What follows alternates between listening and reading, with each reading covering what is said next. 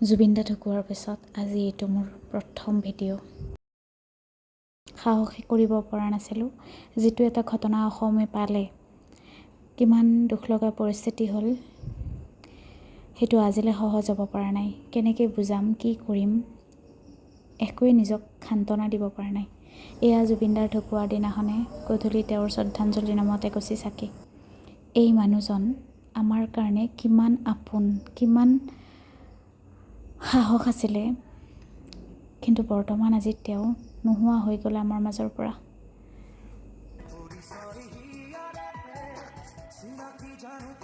এতিয়া কেৱল তেওঁৰ গানেৰে আমি তেওঁক জীয়াই ৰাখিব লাগিব। অসমখন যেনিবা ক'ৰবাত স্তব্ধ হৈ গ'ল আৰু জীৱনটো। তথাপিও ভাবিছোঁ আকৌ নতুনকৈ ভিডিঅ' দিয়া ষ্টাৰ্ট কৰিম। নাজানো কিমান পাৰোঁ। বৰ্তমান সময়ত এইবোৰ গানেৰে মনক সান্তনা দিব পৰা গৈছে আৰু তেওঁক আমাৰ মাজত জীয়াই ৰাখিব পৰা গৈছে। তুমি য'তেই আছা ভালে থাকা। জয় জুবিন দা।